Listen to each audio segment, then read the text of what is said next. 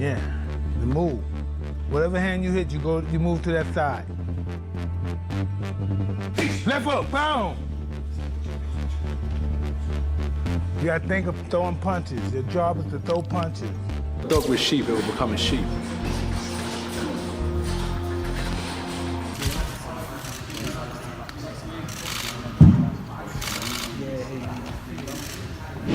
Anthony Joshua is training with Mike Tyson ahead of his fight against Jake Paul. He is learning old-school techniques from Tyson's team to improve his skills. Right now, he is focusing on strategy, speed, and power.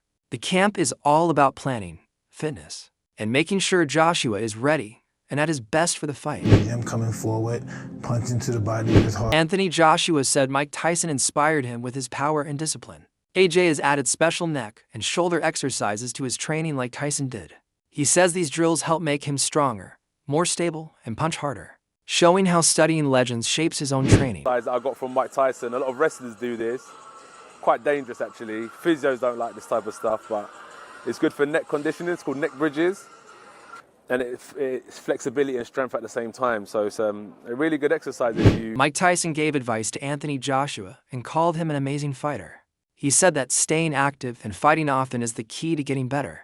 Being in the ring regularly sharpens skills, builds confidence, and keeps a fighter at peak performance. You give to somebody like AJ?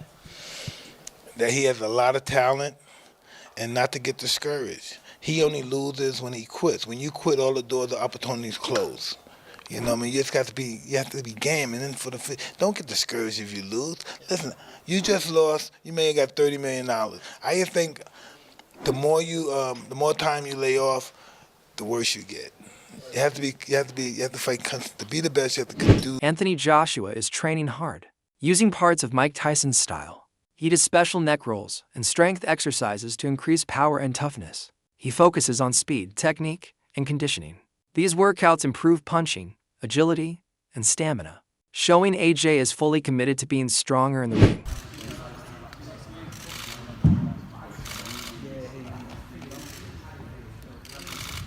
Bro, my physio's looking at me like, what the fuck?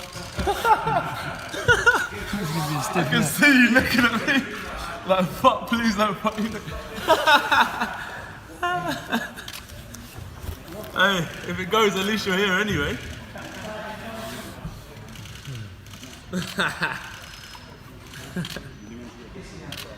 You know, 43,000 tuned in. Oh, mate. I know I started this shit. Just trying to set up the physio table, put the flats on it. Anything. Get back up there. I'm easy, boss. Eat.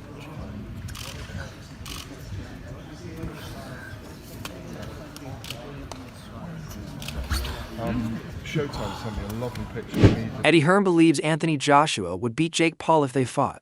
He says Jake Paul is not a top boxer, but that doesn't mean Joshua's win would be easy. Joshua has beaten strong opponents like Francis Ngannou, showing his wins come from skill, preparation, and discipline. Hearn adds that Joshua trains hard and has the power, technique, and strategy to beat fighters at any level. Jake Paul, Anthony Joshua, 50-50 fight. What do you make of that? Yeah, I just said in another interview, great if it is. I mean, if it is, then you've got no problem seeing it. But when AJ, I mean, decapitate's a strong word, but you know, when he renders Jake Paul unconscious like he did to Francis Ngannou, don't then say, oh well, it was Jake Paul. Do you know what I mean? I mean, when AJ beat Francis Ngannou, Ngannou just had a fight that could have gone either way with Tyson Fury. Then AJ poleaxed him and everyone just said he's just an MMA fighter. Do you know what I mean? Jake Paul's not Francis Ngannou. But, as I said before, if you want to see Jake Paul exit the boxing world... Nigel Benn worries that celebrity fights hurt professional boxing. When social media stars fight, real boxers who train all their lives don't get paid fairly. Traditional fighters earn little compared to the huge money from crossover events. These fights get big audiences and sponsors, giving large paydays to less experienced fighters. Ben thinks this trend could harm the sport because it ignores the efforts of dedicated professional boxers. Bit of rumours around today, Anthony Joshua and Oh, Jake. no. I'm not even really entertaining that. It's just not. Being a two-time heavyweight champion of the world, I don't know, YouTubers. I'm not really into all them influencers coming in there, and there's like some boxers that really work their butt off, don't get paid like what these guys are getting. And Anthony Joshua being a former world champion should be fighting like someone in the top 5, top 10. So I ain't really got much time to talk about that. Do Not you think it's interested really. bad for boxing? Well, not bad for boxing. If people want to pay to watch it, then who am I? I'm just giving you my opinion. Who's not worked his way through the ranks to earn that shot at the former world champion? No, not at all. Australian boxing. Any?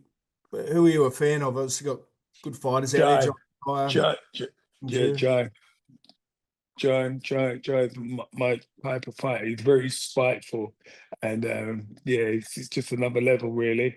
I don't think there's no better cruiserweight around. Adola talks about the money in a Joshua versus Jake Paul fight. From his view, Joshua would be foolish to turn down a fight that could earn nearly $100 million. For a fighter of his level, Paul is not a big challenge compared to the reward. Adola says such a payday is rare, even for top champions, so taking it is smart. Joshua can earn huge money with very little risk, as Paul lacks experience. Someone knocks on your door and says, "Do you want to fight Jake Paul for 100 million?" You're like, you'd be stupid to say no. No, I don't want that 100 million for what would be and will be and should be easy work for AJ. Like, well, why are you going to turn down 100 million? AJ should and could, should knock out Jake Paul in a round. Like, if Jake Paul was over here fighting under our British Boxing Board of Control, I don't think it would be a Southern Area Cruiserweight champion. AJ is a former unified heavyweight champion of the world that I still believe is a top 10 heavyweight in the world. Just. Like, AJ should be able to destroy him. AJ is going to be 60 pounds or so bigger than him. AJ hits like a truck. AJ is a better boxer. Like, this is... Many boxing fans dislike the idea of Joshua fighting Jake Paul. They think it makes a mockery of boxing, matching a top heavyweight with a social media star. Fans worry Joshua might miss a chance to fight Tyson Fury, a real challenge. Critics feel the fight is about money, not the sport's integrity. Social media is full of complaints, and fans wonder if Joshua's legacy could be hurt. Anthony Joshua gets in the ring with YouTuber Jake Paul, and that's what he is, YouTuber Jake Paul. Would you watch it? Simon, before we take some calls, with this seemingly in the pipeline, can we safely say goodbye to Anthony Joshua versus Tyson Fury? Well, I think it's done anyway, judging by the mood music that seems to be coming out from various camps. If you listen to Tyson Fury, he seems to be, despite the fact we've danced this dance before and walked this walk before, he seems to be talking in a very different way. There's no hyperbole. It's, I'm done. This is a younger man's game. I've done my bit. I'm at peace with where I am in life. I don't need boxing anymore. But not in the flash for cash way that Tyson often does it. In a more earnest way is my understanding of his sort of thought processes.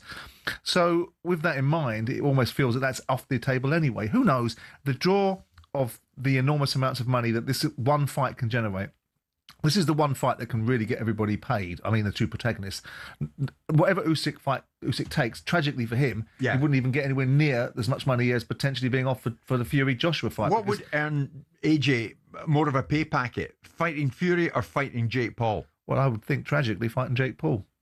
God, what is that? Because the revenues, because it's a Gen Z TikTok generation that wants to watch sport in a certain way. Yeah, and that's nothing critical of them. It's just the way that it is. And that's the circumstances of social media and the platforms that people like Jake Paul are able to cross over. It's not a case of people in the mainstream should be dinosaurs. The digital world and those opportunities and those platforms are marvelous places. And you heard me talking about Mark Goldbridge the other day and the commercial deal that he did with the Bundesliga. And we can be sniffy about their level of content, or we can accept that there's a place for everybody. It's interesting that still the digital... Analysts say Jake Paul fighting Joshua is a big step up from his past opponents. Before, he faced older or retired fighters. Joshua is an active, top-level boxer. This fight makes Paul improve his training, strategy, and mindset. He can't rely on facing easy opponents anymore.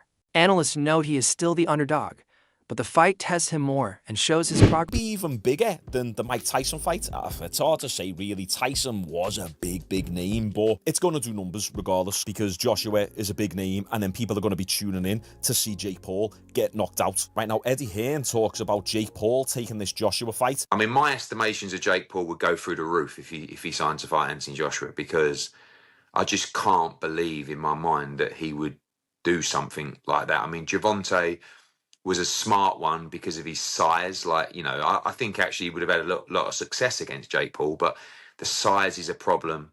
But this would just be, you know, like if Jake Paul was to take the fight with AJ, you'd really have to maybe carry his balls in a wheelbarrow on the ring walk, you know, because AJ wouldn't mess around in there, you know. So it would be huge, but nothing, you know, to tell you it's close. Just a few conversations so far. Damn right, if Jake Paul takes this fight, he's got some major balls on him. And I know people hate influencer boxing, but come on, he's not fighting an old, retired, past the prime MMA fighter. No, he's fighting a legit boxer who's massive, 6'5", 6'6", jacked, 240, 250 pounds, shredded, power puncher. Do we need to remind ourselves of what Joshua did to Francis Ngannou? Francis Ngannou was coming off a pretty good performance over Tyson Fury. He didn't get the win in that fight, but you could argue that he did actually win that fight. And Ngannou, throughout his entire MMA career, in 4-ounce gloves, very rarely got hit. He could take a punch. He's got a big,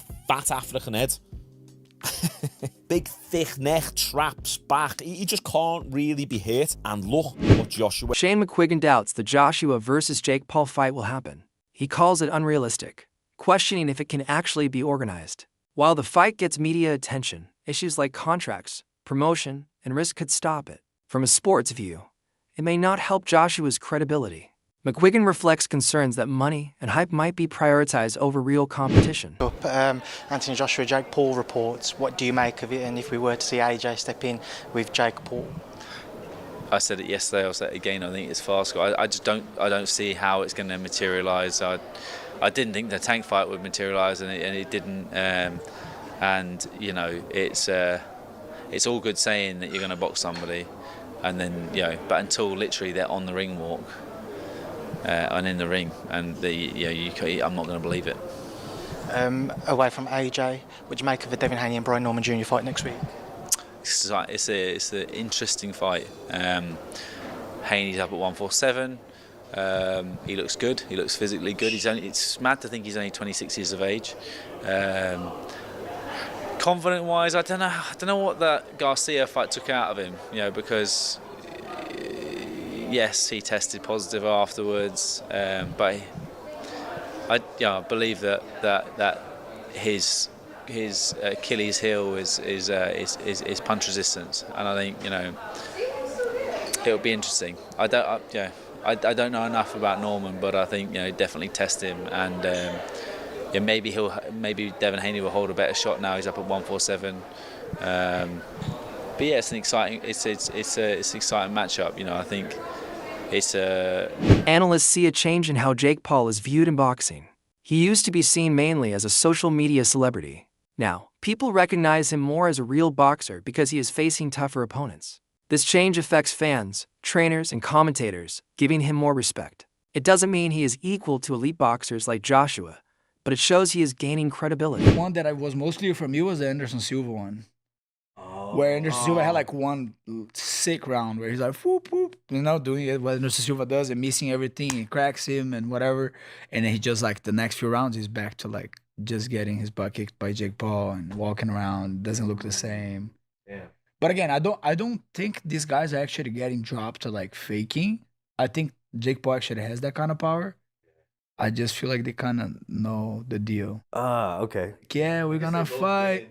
We're gonna fight. I make a lot of money. You make a lot of money, not as much money as me, but you make more money than you ever would. So you take it. You know, it is what it is. But I don't know. Kind of sucks to see all these legends, right? Like, of the sport. Like, you don't want to see that. You don't want to see this guy is losing to freaking Jake Paul. I will say I loved everything about the Tyson fight in the lead up, and then as I'm actually watching it, I'm like, all right, this is actually fucked up. My bad. Yeah, it's like senior. Even when he turns around on. People now take Jake Paul more seriously because he trains hard, studies boxing, and accepts tough fights. This helps his career as he can face better opponents and bigger fights. Analysts say he is still learning, but being respected marks a turning point for crossover fighters in boxing. Probably knows some other stuff like how much Anthony Joshua made. Is he in debt? Does he have to do? You know, they know these. There's an outside motivation to want to do it. Yeah. And then that's probably why guys like Tyson or whatever would like, well, yeah, I need to pay some bills. Let's do it. It also gets their name back out there, like in a big way. And it has to be a big enough name that people are interested at all. Yeah. And I think at this point, Jake Paul is taken a little more seriously than before. Like if it was the first fight, I think it's a lot different. But then at this point, I think it's more like, oh yeah, it's a thing. It's an exhibition. It's a model. Yeah. This has got to be big money because even Anthony Joshua's last fight that he lost, he reportedly earned about 25 million pounds. And when he fought Francis Ngannou in March, he approximately made $50 million. Wow. So, like, rumor mill has it so that Jake Paul is set to potentially Jake Paul might earn 90